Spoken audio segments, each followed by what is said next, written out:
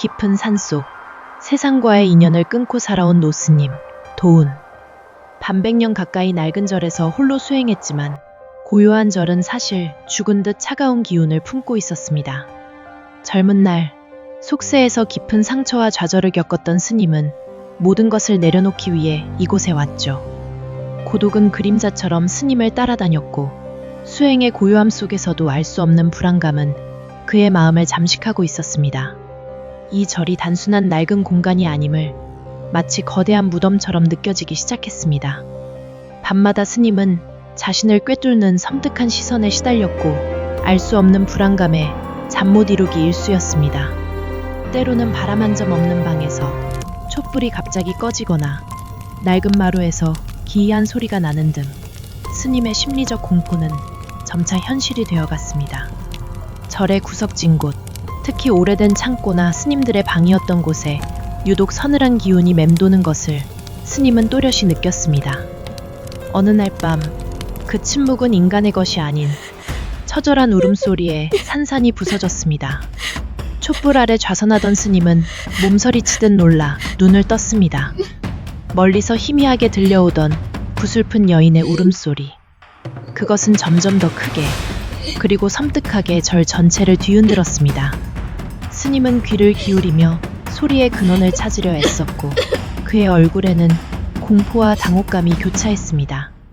그것은 단순한 착각이나 바람소리가 아니었습니다. 절규에 가까운 부름이자 동시에 어떤 메시지를 담고 있는 듯 했습니다. 숲속의 동물들마저 울음소리에 놀라 숨거나 도망치는 것이 느껴질 정도였습니다. 울음소리는 밤새도록 멈추지 않았고 스님은 공포 속에서 밤을 지새워야 했습니다. 울음소리는 법당 안에서 시작되어 절 전체를 휘감는 듯 했습니다. 절의 공기는 확연히 차가워졌고 스님의 심장은 발밑으로 곤두박질 쳤습니다. 울음소리가 가장 크게 들리는 법당 문. 문틈 사이로 붉거나 푸른 섬광이 새어나오는 듯한 기척이 스쳤습니다. 스님은 망설였습니다. 문고리에 서린 냉기가 그의 손을 덮치는 듯 했습니다. 스님의 심장이 격렬하게 뛰는 소리가, 그의 거친 숨소리가 고요한 밤을 찢었습니다. 공포에 질렸지만 결국 진실을 마주하기 위해 스님은 떨리는 손으로 법당 문고리를 잡았습니다. 문이 천천히 삐걱거리는 소리를 내며 열렸습니다. 문이 열리자마자 끔찍한 울음소리가 더욱 선명하게 쏟아져 들어왔고 스님은 몸을 움츠리며 절규하는 듯한 표정을 지었습니다. 울음소리는 최고조에 달했습니다. 동이 틀 무렵 울음은 잦아들었지만 또 다른 끔찍한 징후가 스님을 기다리고 있었습니다. 법당 문 앞에 놓인 낡은 붓 한 자루. 그 붓은 마치 피로 물든 듯 붉었습니다. 붓을 주워들자 스님의 손이 미세하게 떨렸고 붓에서 희미한 냉기가 뿜어져 나오는 듯 했습니다. 붓을 든 순간 스님의 머릿속에 정체 모를 여인의 비극적인 얼굴이 섬광처럼 스쳐 지나갔습니다. 슬픔과 분노가 뒤섞인 얼굴이었습니다. 그것은 시작이었습니다. 한 맺힌 영혼이 스님에게 말을 걸기 시작한, 피 묻은 붓에 이끌려 다시 찾은 법당. 스님의 발걸음은 무겁고 불안했습니다. 어둡고 침침한 법당 내부, 부처님 상은 그림자에 가려져 위압감을 더했습니다. 중앙에는 핏빛으로 흥건한 낡은 불경이 희미하게 빛나고 있었습니다. 불경 주변에는 마치 누군가 발버둥 친 듯한 희미한 핏자국들이 선명했습니다. 스님은 불안감에 떨면서도 이끌리듯 불경에 다가갔습니다. 붓에서 나오던 냉기가 스님의 손을 타고 올라오는 듯 했습니다. 떨리는 손으로 낡은 종이를 펼치자 마치 피로 쓴 듯 선명한 붉은 글씨가 스님의 눈을 꿰뚫었습니다. 나의 한을 풀어다오. 이곳에 갇힌 나의 피를 보라. 글씨는 살아서 움직이는 듯 스님의 시선을 잡아맸습니다. 스님은 글씨를 반복해서 읽으며 이 알 수 없는 메시지의 의미를 이해하려 애썼습니다. 그는 이 모든 현상이 단순한 환상이 아님을 직감했습니다.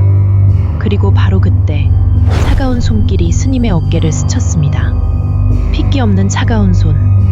스님은 극도의 공포 속에서 비명을 삼키고 뒤를 돌아봤지만 아무것도 없었습니다. 오직 스님의 눈앞에서 아른거리는 희미하고 투명한 여인의 그림자만이 그 공간을 채우고 있을 뿐이었습니다.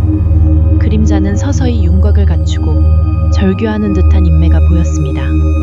여인의 얼굴이 명확하게 보일 듯 말 듯한 연출로 긴장감은 더욱 고조되었습니다.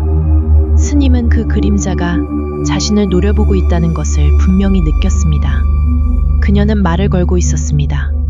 자신의 한을 풀어달라고. 스님은 이 모든 것이 현실임을 깨달았고 공포 속에서도 한 맺힌 영혼을 구해야 한다는 알 수 없는 의무감을 느꼈습니다. 그는 다시 떨어진 불경을 주워들고 붉은 글씨를 확인하며 진실을 파헤칠 결심을 굳혔습니다. 스님은 진실을 파헤치기 위해 마을로 내려갔습니다. 낡은 고서를 뒤지고 마을의 늙은이들의 흐릿한 기억을 더듬었습니다. 파편적인 단서들이 스님의 뇌리에 스쳐 지나가며 그는 윤희의 고통을 간접 체험하는 듯 했습니다. 그리고 마침내 이 절에 수십 년간 묻혀있던 잔혹하고 끔찍한 진실을 알게 됩니다. 그것은 젊은 시절 이 절에 머물던 묵호라는 승려의 이야기였습니다. 묵호는 학식은 높았으나 깊은 열등감과 탐욕에 눈이 멀어 시주를 온 아름다운 여인 윤희를 유린하고 절에 숨겨진 공간에 감금했습니다. 윤희는 필사적으로 저항했지만 묵호는 자신의 악행을 폭로하려는 그녀를 잔인하게 고문하고 살해했습니다. 절이라는 성스러운 공간은 묵호의 추악한 욕망으로 더럽혀졌습니다. 윤희의 억울한 피는 묵호가 아끼던 필묵에 스며들어 지워지지 않는 저주가 되었습니다. 필묵이 마치 살아있는 것처럼 꿈틀거리며 붉게 빛났습니다. 윤희의 원호는 이 필묵을 통해 자신에게 한을 풀어달라 간절히 말을 걸고 있었던 것입니다. 묵호는 윤희의 죽음 후 죄책감과 공포에 시달리다 결국 광기에 휩싸여 절 어딘가에서 비참한 최후를 맞았습니다. 그의 악한 기운마저 절에 스며들어 원혼의 힘을 더욱 강화시켰습니다. 모든 진실을 알게 된 도은 스님. 그의 얼굴에는 공포와 함께 깊은 연민, 그리고 이 모든 비극을 끝내야 한다는 무거운 책임감이 교차했습니다. 스님은 이제 자신이 윤희의 한을 풀 유일한 존재임을 깨달았습니다. 도은 스님은 윤희의 한을 풀고 원혼을 달래기 위해 절로 돌아왔습니다. 밤낮으로 불경을 외우고 정성껏 기도를 올렸지만 윤희의 원한은 멈추지 않았습니다. 오히려 절의 모든 곳에 스며들어 영원히 벗어날 수 없는 절규로 변했습니다. 스님은 윤희의 한을 풀 유일한 열쇠가 되었지만 동시에 그녀의 저주에 묶인 존재가 되어가고 있었습니다.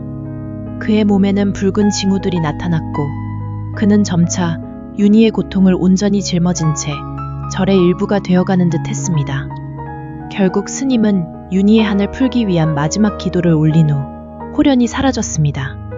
그의 육신이 완전히 사라진 후 낡은 법복만이 덩그러니 남겨져 있었습니다. 도은 스님의 소멸 후 절은 다시 고요해졌지만 그 침묵은 더욱 깊고 음산한 절규를 품고 있었습니다. 낡은 대웅전 문은 스산하게 열리고 닫히기를 반복했고 절을 지나는 이들은 여전히 핏빛 안개와 함께 들려오는 구슬픈 울음소리를 들었다고 전해집니다. 윤희의 한은 그리고 묵호의 죄는 핏빛 필묵과 함께 이 절에 영원히 새겨졌습니다. 낡은 불경 속 붉은 글씨가 오늘도 다시 떠오르는 듯합니다. 버려진 절의 스님. 그의 이야기는 끝나지 않는 한의 메아리가 되어 오늘도 이 낡은 절을 떠돕니다. 그리고 그 한은 오늘도 다음 이야기를 들려줄 일을 기다리고 있습니다.